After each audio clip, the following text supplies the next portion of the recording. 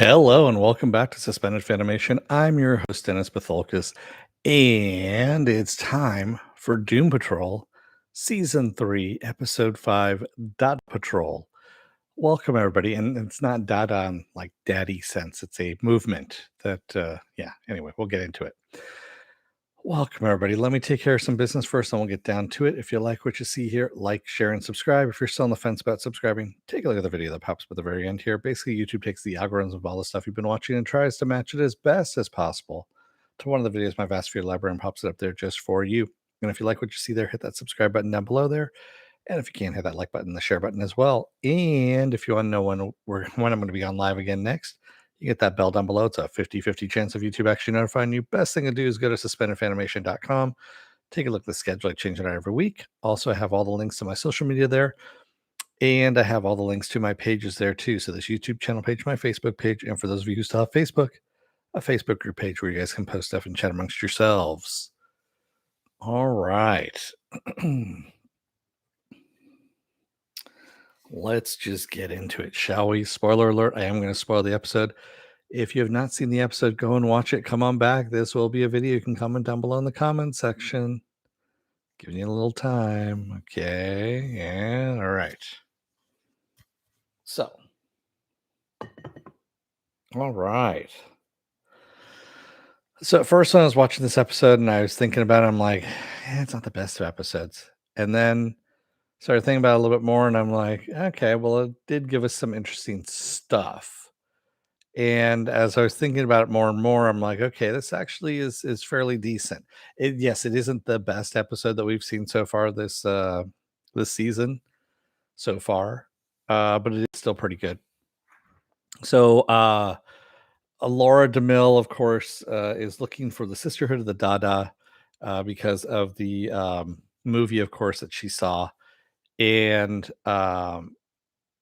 that might be her mission. So that's her next thing that she needs to do.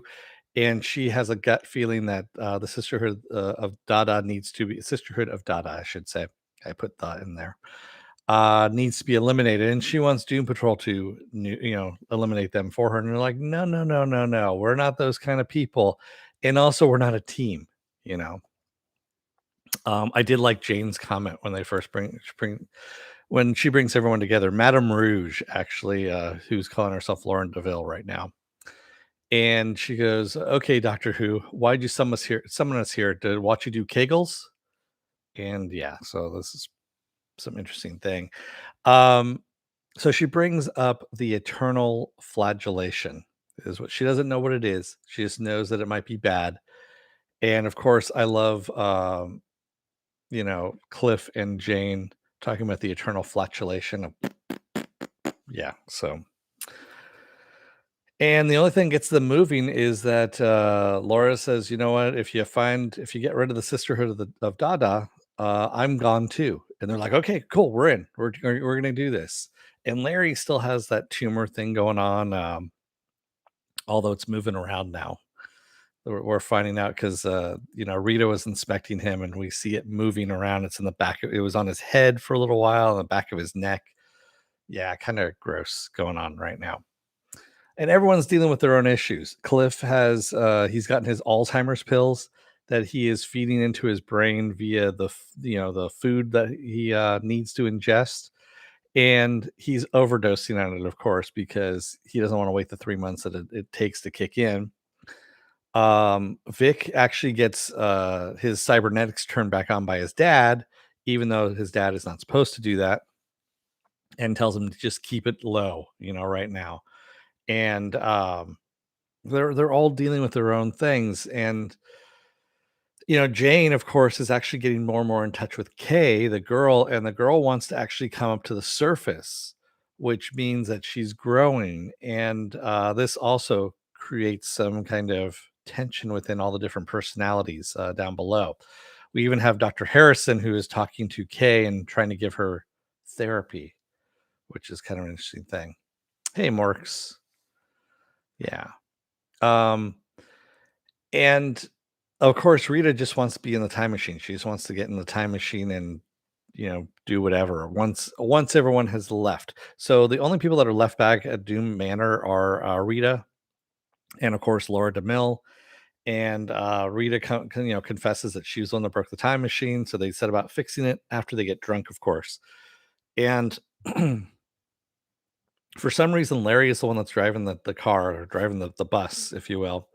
And they run into a fog, and everyone gets separated, of course, because that's what happens to Doom Patrol. They all get separated.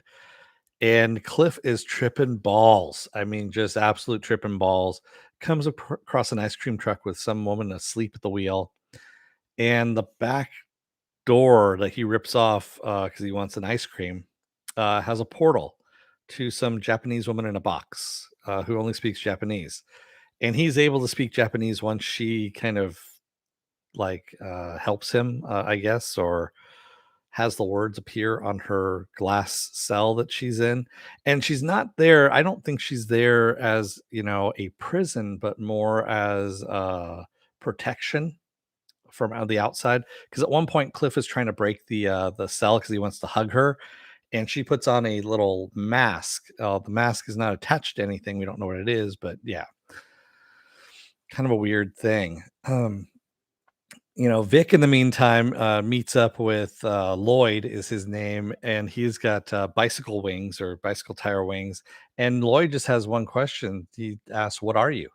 Who are you?" kind of thing. And Vic can't really answer. And actually, when Lloyd starts bringing up about that he's lived a privileged, life, basically a white privileged life is what he's been, talking about. Vic actually gets very offended by this and just starts, ripping into him. And Floyd just keeps asking him, "Who are you?" And yeah, it's not going well. Larry stays with the back of the truck, with the bus, of course, and he sees his son, Paul, tripping balls as well, going into the forest, and he follows him. And then we have Jane, who of course ends up meeting Shelley Byron, which is a nice play on the name there. That was kind of funny, aka the Fog, who has somehow drawn out Kay and has her eating sweets and whatnot, and is trying to seduce Jane, really, and saying, "Do you want to join us?" kind of thing.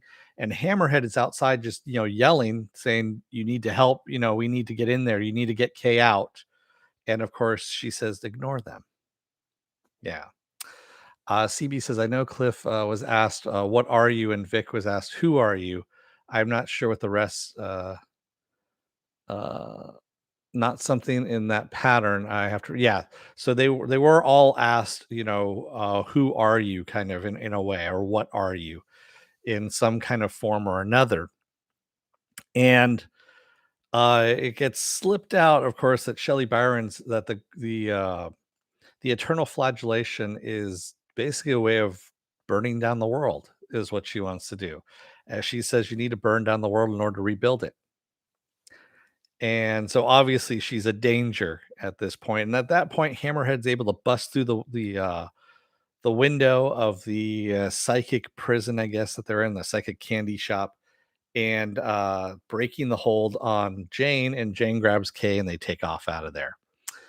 In the meantime, when the Laura DeMille's name is brought up, that's when the ice cream truck driver wakes up. And the ice cream truck driver's name, by the way, is Holly. And she goes, grabs Cliff, and pushes him through the glass cage that the Japanese woman is in, who is called Sachiko. Sachiko is her name.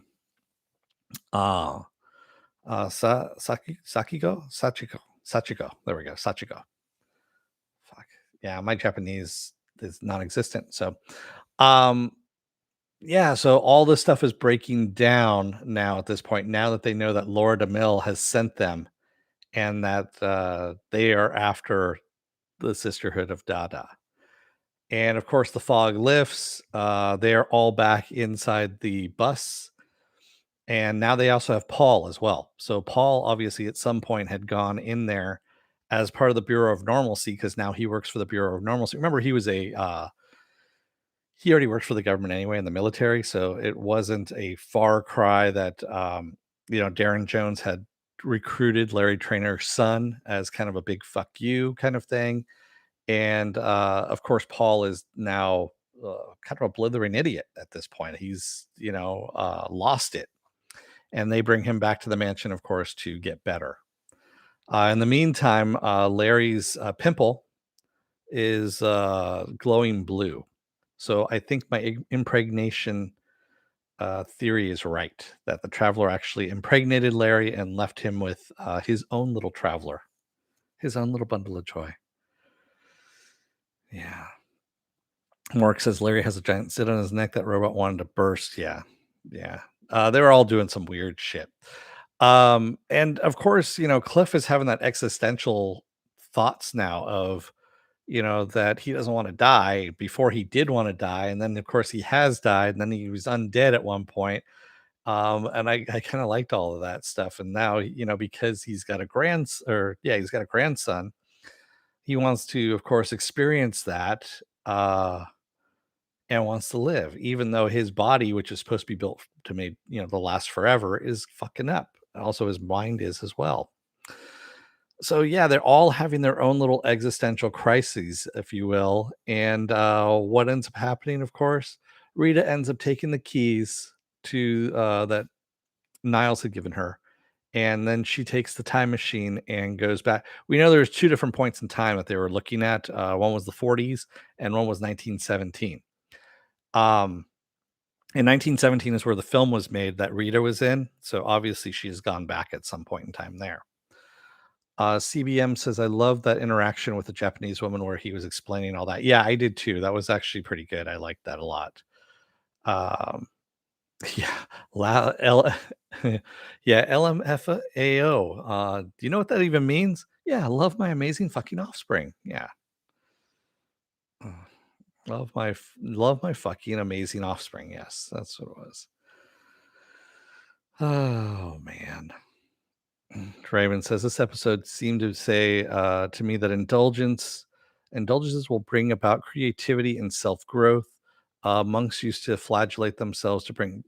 So what I think the eternal flagellation is they take people that are troubled, and then of course that's all they leave them with. They siphon off everything else from those people, and then just leave. That's why Paul Trainer is as he is right now, because he's stuck in the eternal flagellation where he is whatever demons that he has, that's what he's living now, and that's what he's stuck with. And yeah, whatever regrets, things like that. And I don't know if they're really going to go literal with the Dada movement, which was kind of a weird period in art, honestly.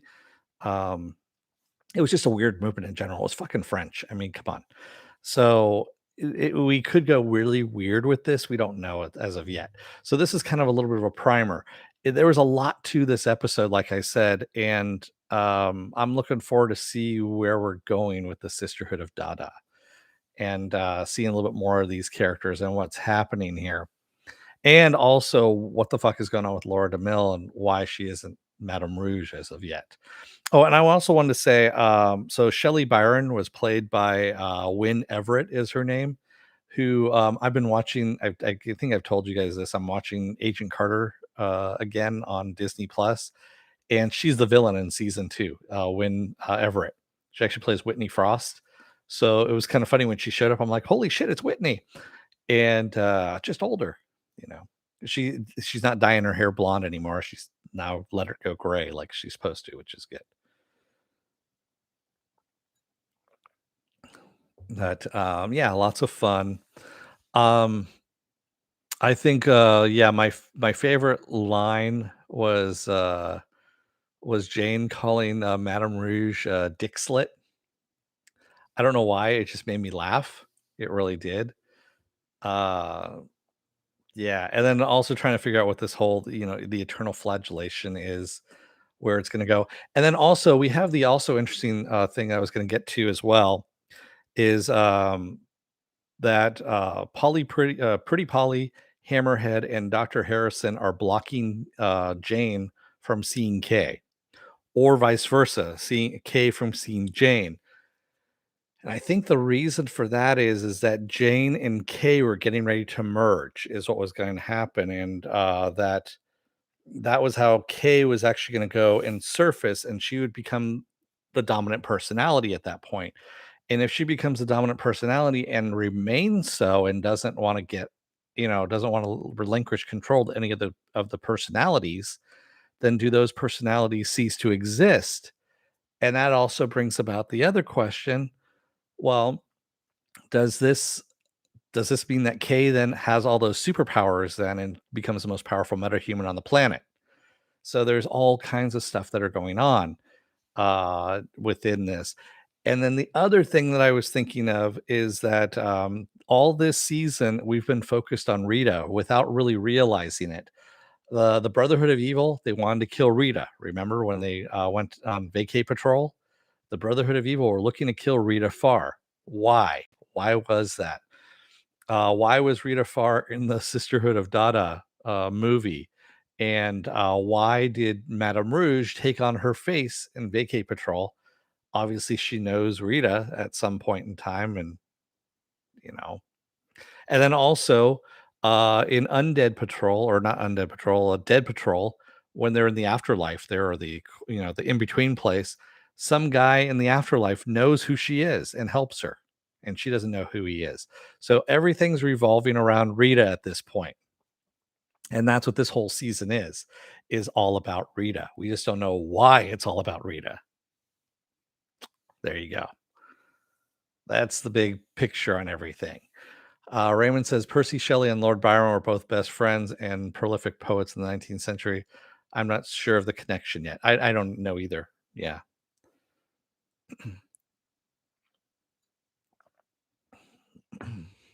Mork says, that's what I was thinking. The other personalities don't want Kay to surface. Yeah, I agree with you. Mork says maybe we get a battle between all the personalities if she does surface. Possibly. We don't know. Why did Niles hate Rouge? Good question. And the thing was, it wasn't really, thinking back on that letter, it wasn't like harsh. It was just mostly disapproving of if anything. If you read that letter, it was like a sternly written, letter to the editor from, Grandpa Simpson or something like that. Don't hire that person because they're a mean mother. Yeah. So I don't know why Niles did not like Rouge. But yeah, like I said, this whole thing is all revolving around Rita for some reason, and we need to find out what the hell that is. And I think it's going to take Rita tripping through different periods in time in order to, well, one, pull her ass together. Two, I think this is going to make her more confident in herself and able to use her powers at that point, and might maybe that's where we're heading with this series, where every season we focus on one of the main characters, and it all revolves around them and them becoming who they need to be in order to become a team.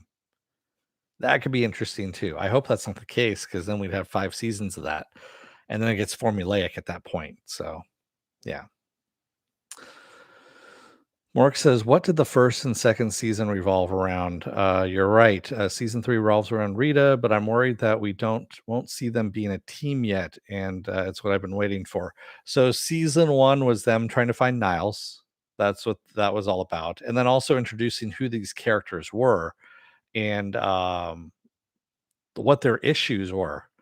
And then season 2 was all revolving around Dorothy and how Chief was trying to find a way of staying alive long enough so that he could pass on the duty of looking after Dorothy to these people he put together. That he's fucked up enough and created immortal creatures, if you will, to look after his immortal daughter. And then, of course, it turned into I need to kill my daughter because she's going to unleash hell on earth once she becomes a woman, which she did. So that's what season 1 and season 2 were in a nutshell. CBM says this season keeps bringing up them as a team, and I wonder if that actually means that that's actually going to be set up here. I believe so. Yeah, CBM, I agree with you. I think Rita is the key. Well, she has to be the leader of the team, is what's going to happen. Maybe she needs to become confident enough in order to, in herself, in order to help everyone else become confident enough to pull together as a team and have some kind of focus as to why they're a team. And that could be this why this whole season exists as well. Is and it could also be the reason why the Brotherhood of Evil was after her was because she was the one that was heading up the team. We know she was part of the team in the 50s or the 60s. We saw all of that. So obviously there was something. She had her own costume and everything. So yeah, some interesting stuff. That's what I'm saying. This show, even when you think it's like a mediocre episode, if you start looking into it and start thinking about it, you're like, no, actually, there's a lot of shit packed into this that is relevant to all the seasons, and then also what's happening now and what's going to happen in the future, which is what you want any good show to have. And yeah, I'm enjoying that. That's what I like about it. Again, it wasn't the best of episodes, but it moved everything forward. And that's again what you want in a good show is moving your fucking plot forward. I'm looking at you, CW superheroes, Titans, Stargirl, all that shit. Yeah. Yeah, it's exposition is what you want on that. This is an expeditionary episode where you're getting all that set up, the build up. And yes, Titans does suck, but it is your favorite show, Mark. So I'm willing to cut it a little bit of slack. Raymond says, "Do you think this will be the last season?" I hope not. I want more of this. I mean, this again is still the best TV on TV. This is the best show on TV. It really is. And the reason why is, come on, you got a fucking bicycle uh, wrapped in some kind of shimmering thing, driving itself through a fog, talking about Thatcher's blue bum and bonnet, bees bonnets and Thatcher's blue bum because a robot is high off of Alzheimer's drugs that he bought off the internet. Where else are you going to find that fucking shit? Certainly not going to find it on fucking Titans. That's for sure. And you're not going to find it on CSI, 52,000 or whatever. Yeah. So that's what I'm talking about. I like the weirdness of this show. I mean, I love the weirdness of this show. CSI Plus, it's gonna get its own streaming service. I'm pretty sure that's what CBS is working towards. Oh, man. Legion might have had that. You're right, Raymond. Legion would have had something like that, but they didn't last long enough, unfortunately, in order to do it. Because everything needs a plus at the end. Yeah. But yeah, good stuff. I'm looking forward to next week again, as usual. Um, and I want to see what these characters are going to do. CBM says, I feel like this episode actually reflects season 1, episode 2, Donkey Patrol. It brings the characters to a place they don't understand, makes them confront something about themselves, and realize they are more confused and scared about their situation. Yeah, yeah. And we see that a lot with these characters in this show is that they are dealing with a lot of existential shit, both within themselves and also outside of themselves, with the whatever situation they're in. And that's why Rita says we're not a team because they haven't been given the opportunity really to be a team, even though they do live together and they do experience all this shit together. They are a team, but they're not a team. You know what I mean? It's kind of this weird yin yang thing. It's a very fine balance that Jeremy Carver's put up, placed within this show. And it's definitely a high wire act. It really is. Do we know the episode count? I want to say it's 10 episodes, if I remember correctly. I think that's what I said before, was that it was 10 episodes. I have the IMDb up here, so I will look fairly quickly and we'll see what we've got.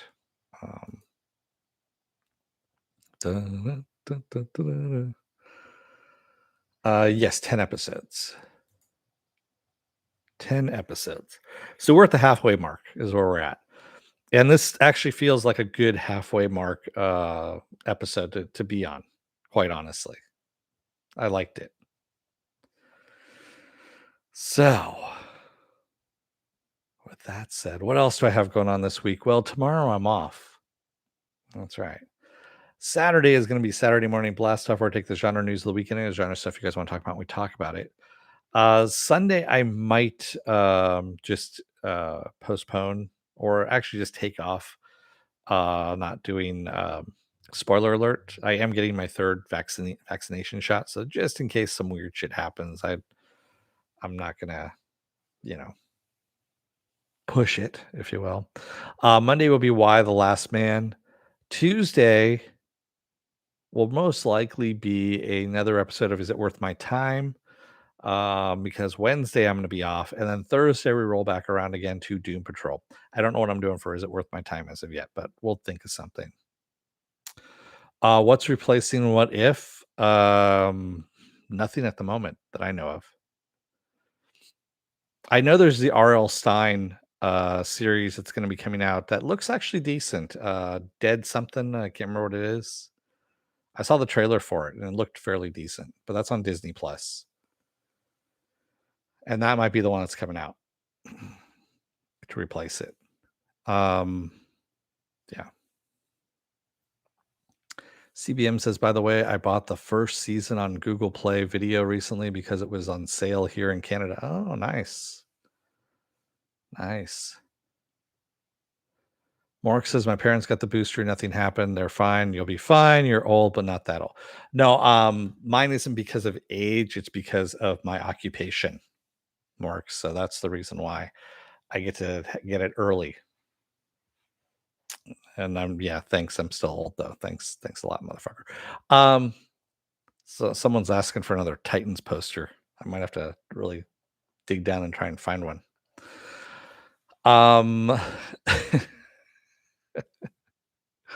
But yeah, no, I'm getting the third one because of my occupation. Nothing more than that. And I was actually reading up on it a little bit, and they're just the science portion of it and how it, the efficacy and all that kind of stuff. I don't want to bore you with any of that, but and the third one actually would boost the efficacy anyway.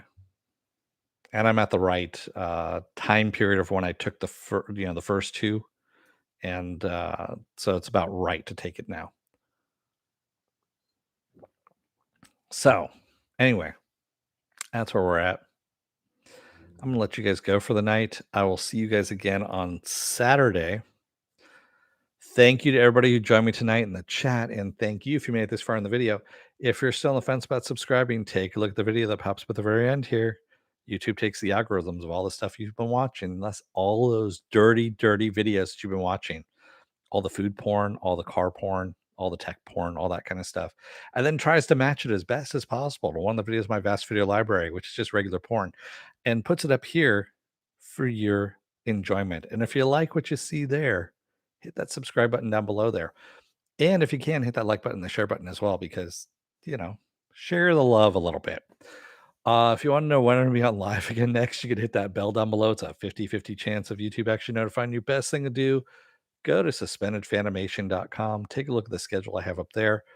Like Mark's does. Mark's actually goes to that and he sees what time I'm going to be on. He's still late.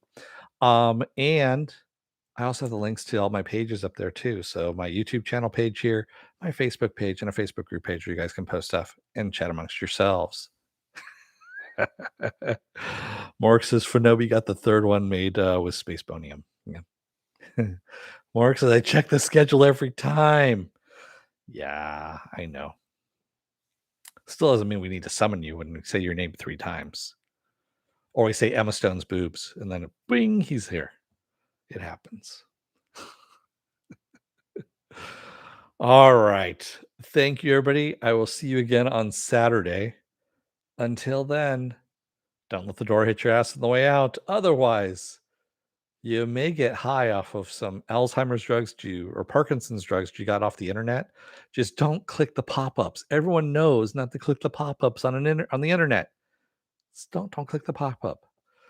Uh, unless it's one of my videos, then you can click those pop-ups. That'll be the thing you can click on. Thanks, everybody. I will see you again on Saturday. Until then, stay safe, be well, take care, get those vaccine shots, wear those masks, and stay safe out there, everybody. Thanks. Have a good night, and I will see you Saturday.